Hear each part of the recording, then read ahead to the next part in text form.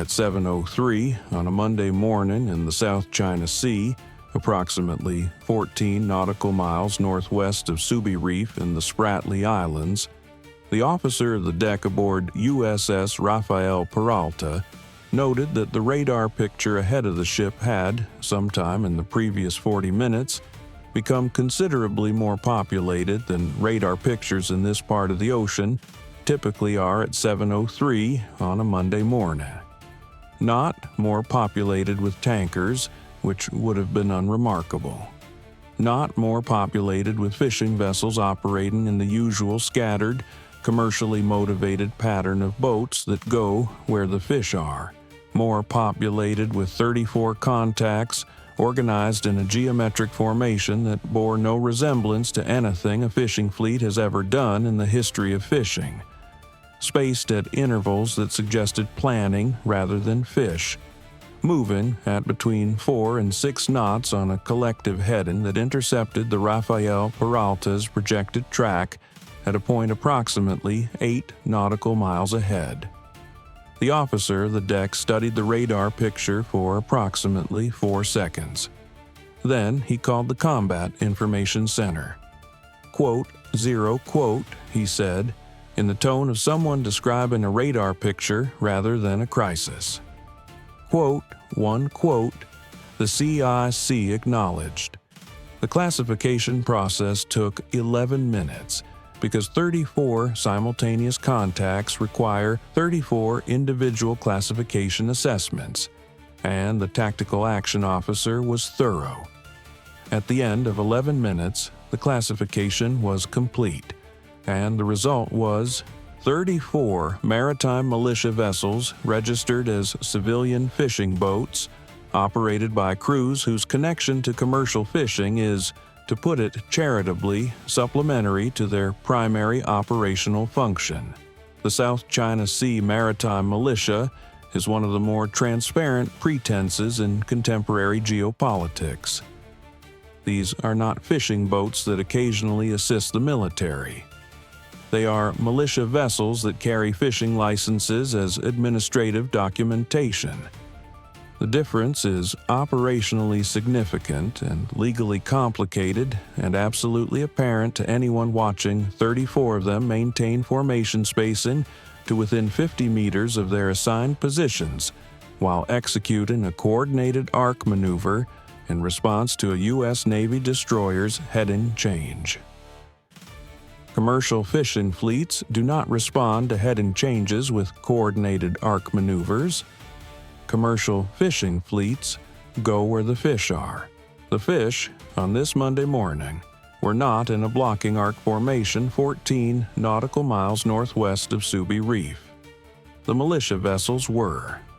The individual vessels in the formation deserve some description, because they are not nothing, and the story is not served by pretending otherwise.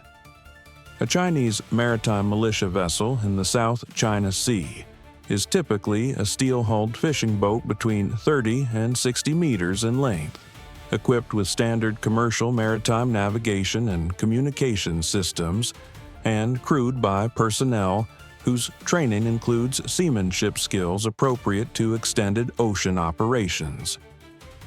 They are not armed in the conventional sense.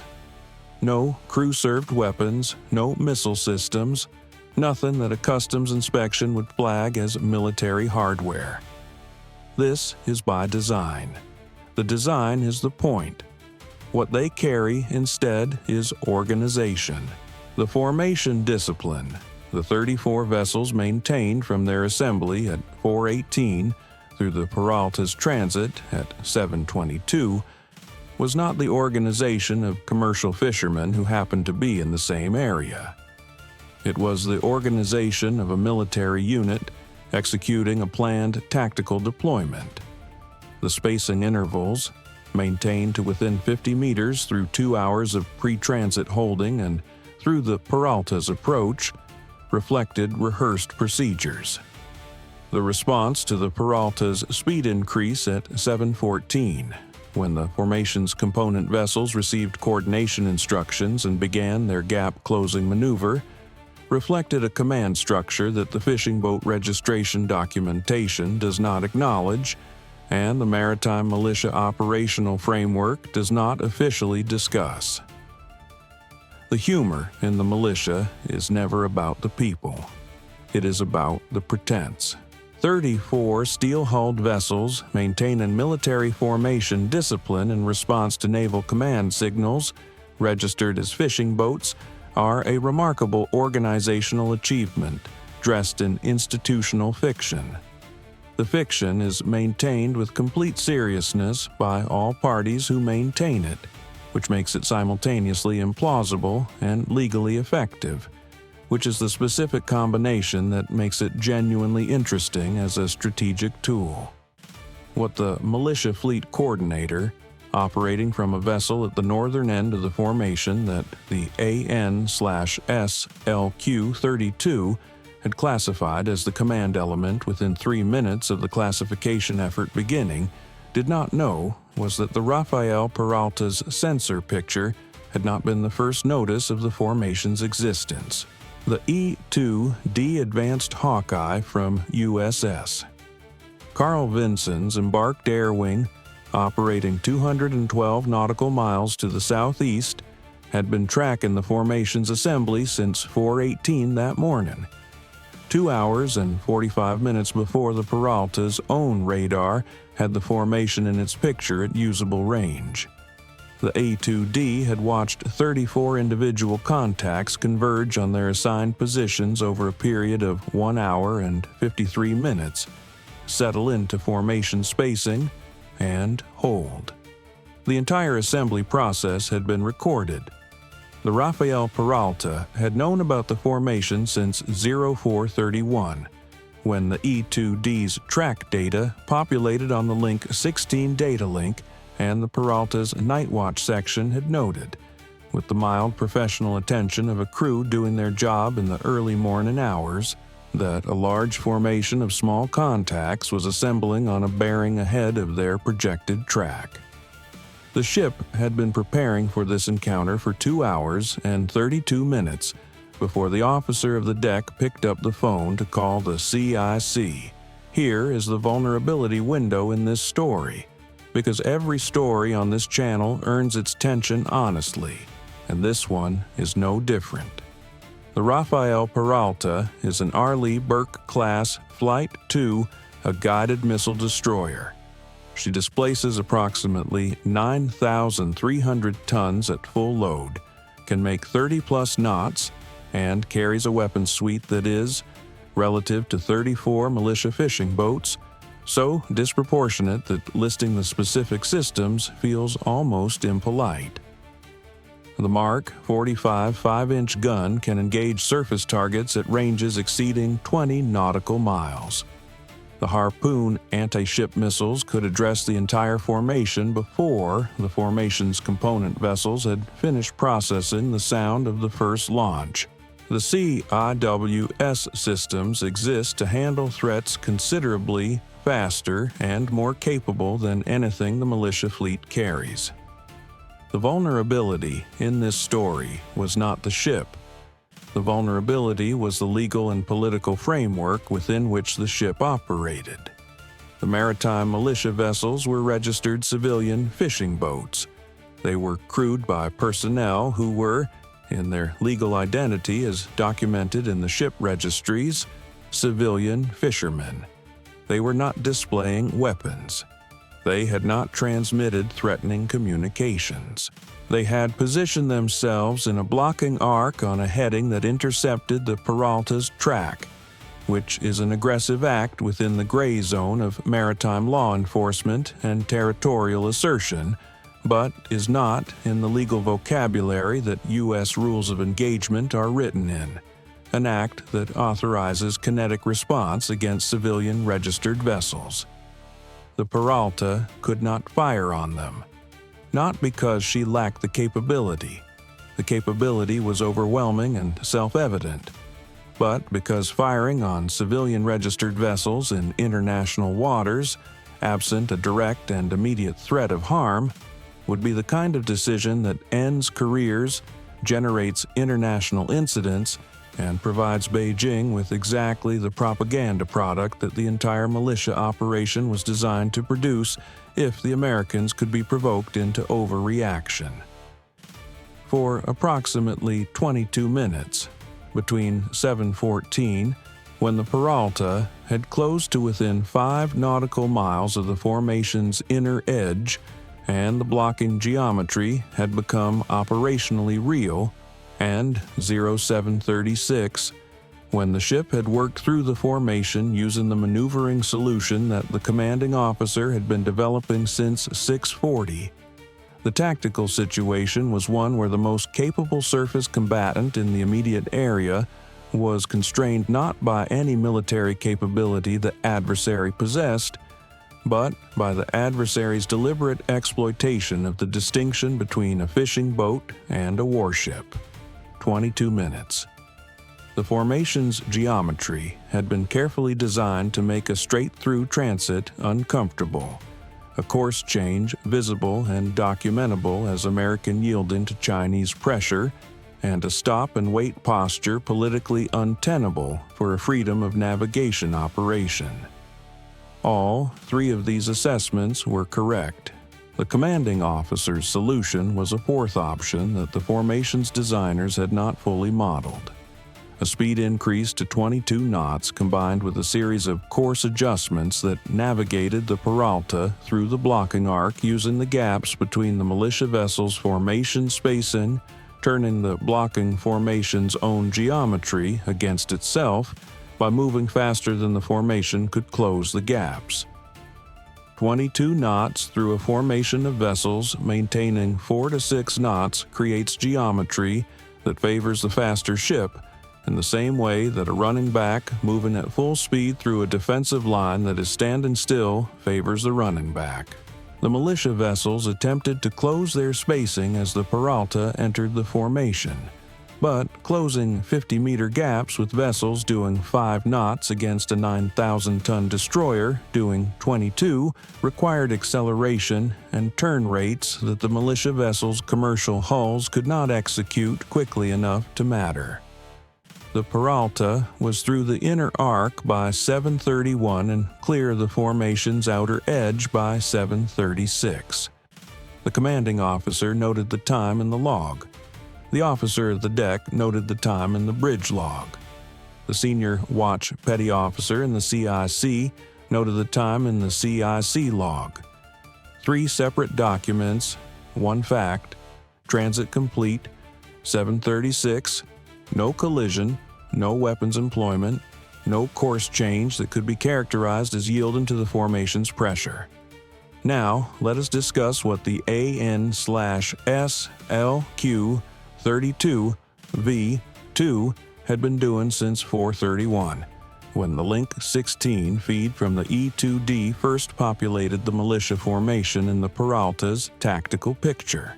34 vessels, each carrying navigation radar, communications equipment, and in the case of the command element vessel, a more sophisticated coordination system whose emissions the SLQ-32 had been characterizing since 647, when the command vessel came within useful collection range. 2 hours and 56 minutes of collection on a formation of 34 vessels is, from a signals intelligence standpoint, a data set that takes time to process comprehensively. The preliminary collection report would run to 26 pages and would take 3 days to complete, because the volume of emission data from 34 simultaneous emitters requires a processing effort that the Peralta's onboard systems could prioritize but not finish before recovery. What the onboard systems could do, and did, was identify the highest priority collection items and process those first. The command vessel's coordination system was priority 1. Its emissions had been characterized by 7:15, 21 minutes after it entered the SLQ-32's collection envelope. The system's frequency, its modulation characteristics, its transmission protocols, all of it was in the collection package by the time the Peralta was through the blocking arc. The coordination system's emission profile was compared against known Chinese maritime militia command systems and matched, with high confidence, to a variant that intelligence analysts had been trying to characterize for 8 months. 8 months of collection interest resolved in 21 minutes by the militia fleet's own command vessel, bringing itself within collection range. Priority 2 was the coordination traffic itself. The command vessel had been transmitting to the formation's component vessels throughout the encounter, and the traffic, which was not encrypted because the operational security posture of the maritime militia at the working level apparently does not require encryption for internal coordination, provided a running record of the formation's tactical decision-making as the Peralta approached and transited. The intelligence warfare officer on the Peralta, who had been monitoring the traffic through the SLQ-32's communications collection capability since 6:47, had, by 7:15, accumulated a 28-minute transcript of the militia formation's internal coordination during a live blocking operation against a U.S. Navy destroyer. The transcript contained, among other things, the formation coordinator's instructions to the component vessels as the Peralta approached, the spacing adjustment calls issued when the Peralta began its speed increase at 7:14, the coordination messages during the Peralta's transit through the formation, and a post-transit exchange at 0738 between the command vessel and a shore coordination facility whose frequency and transmission characteristics the SLQ-32 had characterized during the same collection window. "They're having a discussion," the intelligence warfare officer said to the executive officer at 0742 while reviewing the post-transit traffic on his collection display. "About what happened?" "What are they saying?" the executive officer asked. The intelligence warfare officer was quiet for a moment, reviewing the display. "The formation coordinator is explaining to the shore facility why the blocking arc didn't stop the ship," he said. "The shore facility is asking specific questions about the timing of the speed increase and the course adjustment sequence." He paused. "They're analyzing our transit method in real time, on an unencrypted frequency." The executive officer considered this. "So, we have their analysis of what we just did," he said. "Yes," the intelligence warfare officer said. "On audio, unencrypted. We'll have a transcript by noon." The executive officer thought about this for another moment. "Log it," he said. "Already logged," the intelligence warfare officer said. He had the particular expression of a professional who has encountered, for the second time in a career that contains several such moments, an adversary who has decided to provide a comprehensive debrief on the operation they have just lost. The cost accounting of this encounter has the specific shape that maritime militia operations always produce, which is a shape that defense economists find instructive and Pentagon budget planners find uncomfortable. A Chinese maritime militia vessel costs, depending on its size and fit, somewhere between $500,000 and $2 million to procure and operate through a deployment cycle. 34 vessels represent somewhere between $17 and $68 million of militia operational capability committed to a Monday morning blocking operation. The Rafael Peralta represents, in platform terms, approximately $2 billion. The disproportion is so large that comparing them directly is somewhat absurd. It is like comparing the budget of a community theater production to the budget of a summer blockbuster. Both are making a film. The films are not in the same category. What is more interesting is the collection asymmetry.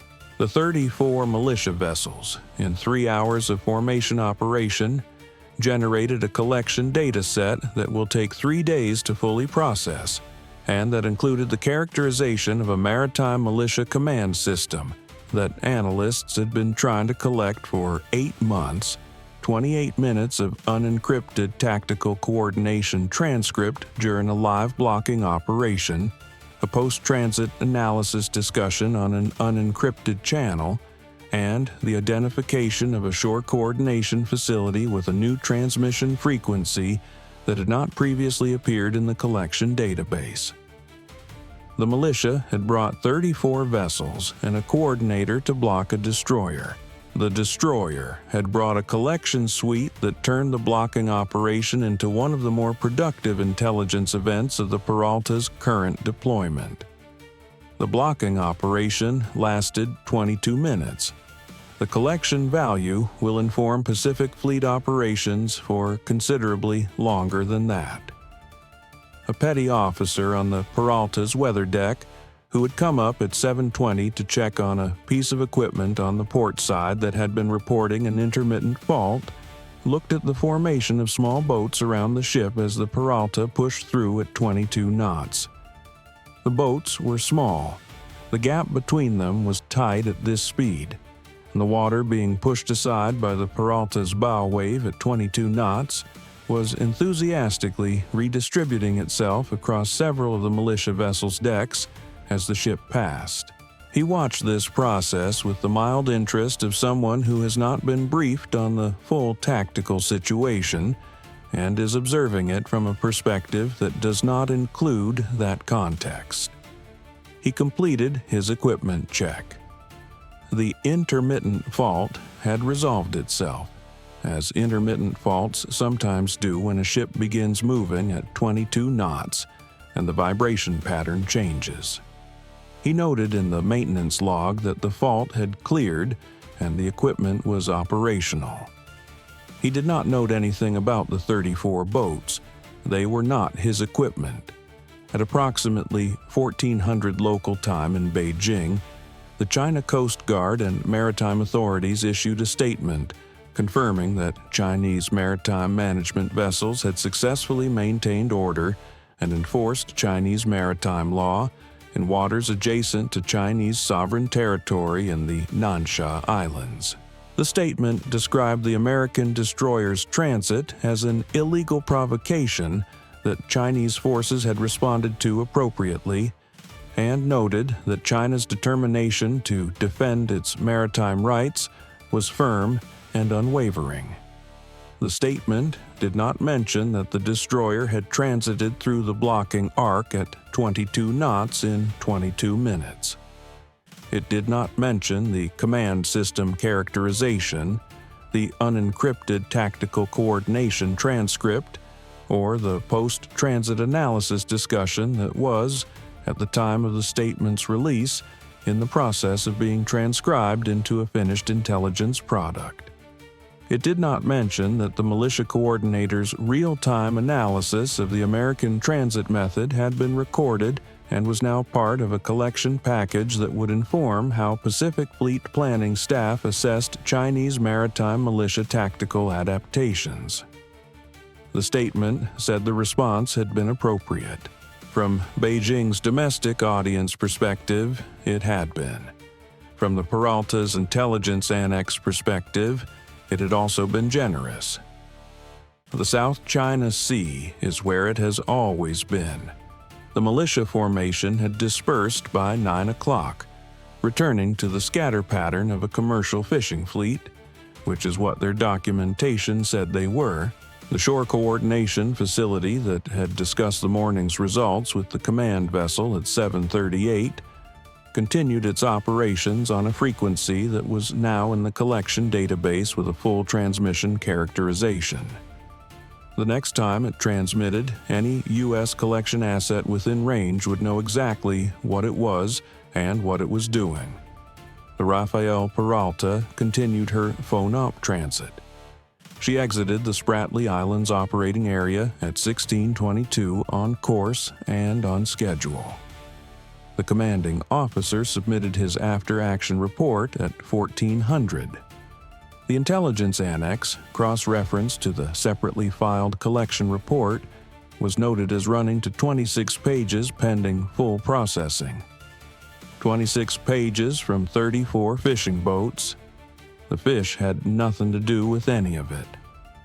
The Shore Coordination Facility, whose frequency had appeared for the first time in the collection database at 7:38, continued its operations through the afternoon, without apparent awareness that its transmission characteristics had just been cataloged. The facility would continue operating on that frequency. The Pacific Fleet Collection System would continue listening. This is, in the vocabulary of signals intelligence professionals, a recurring revenue stream rather than a one-time event. The militia operation had been designed as a one-morning blocking maneuver. The shore facility exposure would pay collection dividends for considerably longer than one morning. This is the specific way in which gray zone operations against collection-capable adversaries produce unintended results. The militia's designers had thought through the legal framework carefully enough to construct a blocking operation that U.S. rules of engagement could not address with kinetic response. They had not thought through, with equivalent care, what happens when that blocking operation is conducted within collection range of an Arleigh Burke and an E-2D for 3 hours. The legal framework that protected the militia vessels from kinetic response did not protect their command system from characterization, their coordination traffic from transcription, or their shore facility from frequency identification. Those protections do not exist in the Gray Zone rulebook because the rulebook was written for a different game. The commanding officer of the Rafael Peralta signed his after-action report at 1400. The last line of the executive summary read, "Transit completed on schedule, no deviations from planned FONOP route, intelligence collection objectives exceeded." He used the word exceeded without elaboration. The intelligence annex explained what he meant. 26 pages from 34 fishing boats. The fish had nothing to do with any of it. Bye for now.